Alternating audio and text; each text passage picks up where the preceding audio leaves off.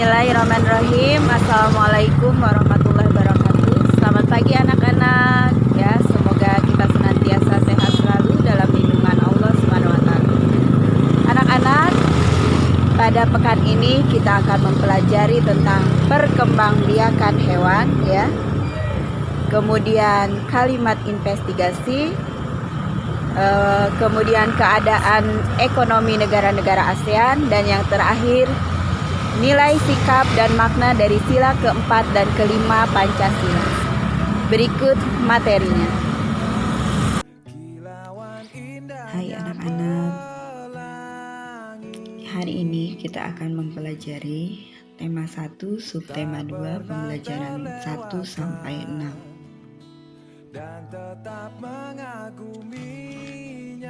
Apakah kalian memiliki hewan peliharaan? Hewan apakah yang kalian pelihara? Ada berbagai jenis hewan yang dapat dipelihara, misalnya ikan dan unggas. Kedua hewan itu biasanya dipelihara karena dapat dikonsumsi. Agar menghasilkan ikan dan unggas yang bagus untuk diolah, maka hewan-hewan itu harus dipelihara dengan baik, selayaknya sebagai seorang sahabat. Apakah kalian sudah menjadikan hewan peliharaan kalian sebagai sahabat? Tuhan menciptakan hewan untuk dimanfaatkan oleh manusia sebagai bahan makanan atau untuk dimanfaatkan tenaganya.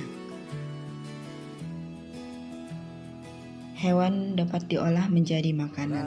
Lihat, ada sepiring rendang. Petani sedang membajak sawah dengan kerbau.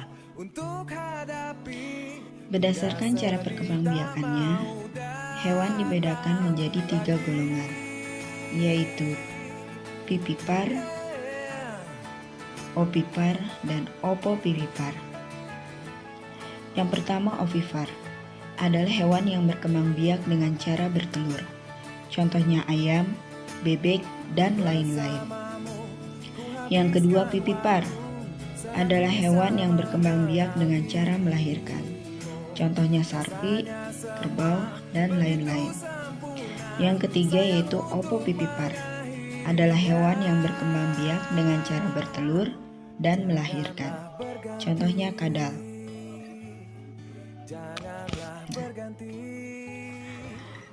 Dari materi IPA, materi kita pada minggu ini yang kedua yaitu IPS.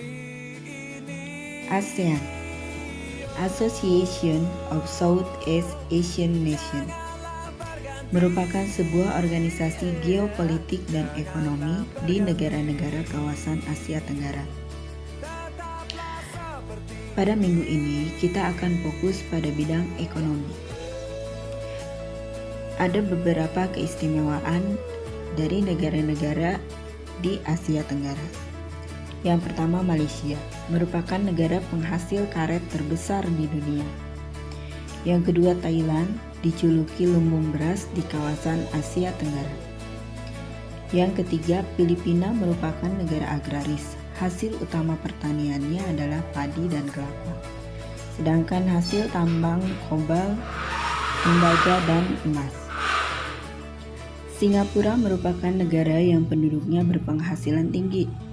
Sumber pendapatan negara dari ekspor hasil industri, jasa keuangan, dan perdagangan. Brunei Darussalam adalah negara pengekspor minyak bumi dan gas. Negara ini termakmur di Asia Tenggara. Ini adalah lambang ASEAN. Merah melambangkan keberanian dan dinamika, biru melambangkan perdamaian dan kemantapan, kuning melambangkan kemakmuran, putih melambangkan kesucian. Adapun kerjasama ASEAN di bidang ekonomi diantaranya yaitu mendirikan pabrik. 1. Pabrik pupuk di Aceh, Indonesia. 2. Pabrik abu soda di Thailand. 3. Pabrik urea di Malaysia. 4. Pabrik tembaga di Filipina. Yang kelima yaitu PT Pupuk Sriwijaya di Palembang, Indonesia. ASEAN bekerja sama dalam bidang ekonomi untuk menghadapi era pasar bebas dengan membentuk AFTA, Asian Free Trade Area. Ini lambang AFTA. Dari IPS kita ke Bahasa Indonesia, minggu ini akan kita fokus mempelajari laporan investigasi. Ciri-ciri laporan investigasi: yang pertama, struktur laporan terdiri atas pengertian umum, deskripsi bagian, dan kesimpulan. Yang kedua, membuat informasi berdasarkan fakta. Yang ketiga, fakta ditulis berdasarkan hasil penelitian, investigasi, pengamatan, atau wawancara yang telah dilakukan.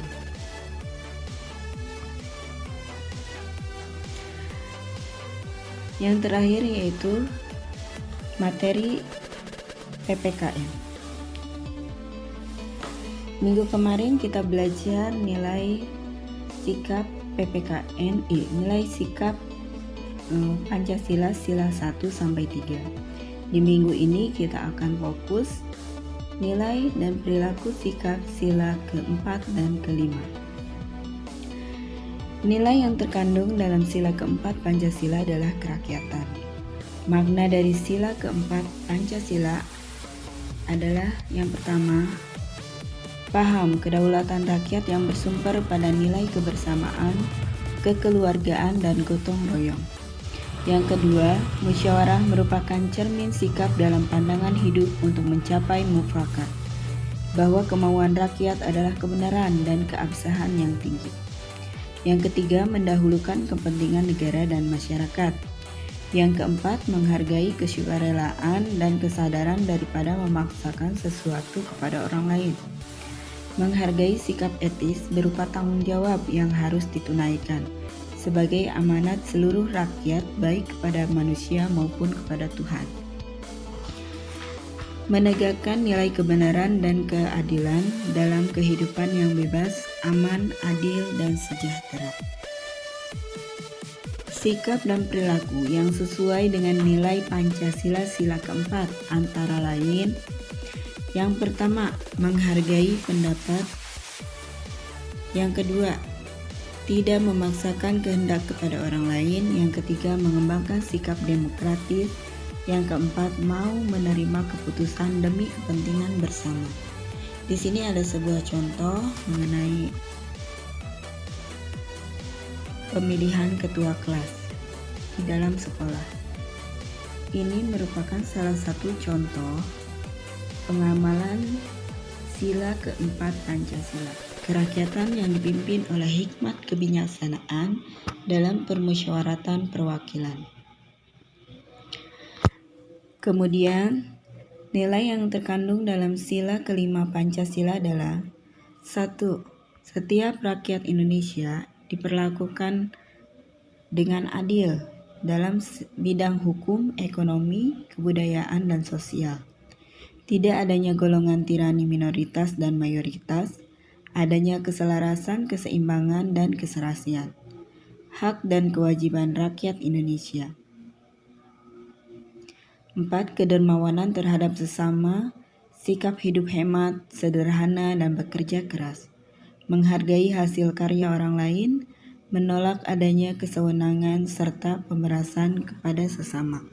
Menjunjung tinggi harkat dan martabat manusia. Sikap dan perilaku yang terkandung dalam sila kelima Pancasila adalah memajukan perbuatan yang luhur, bersikap adil terhadap sesama, menjunjung tinggi kebenaran dan keadilan, berani bertanggung jawab atas semua perbuatan yang telah dilakukan. Dan yang kelima, membiasakan hidup sederhana dan hemat guna menciptakan keseimbangan kehidupan.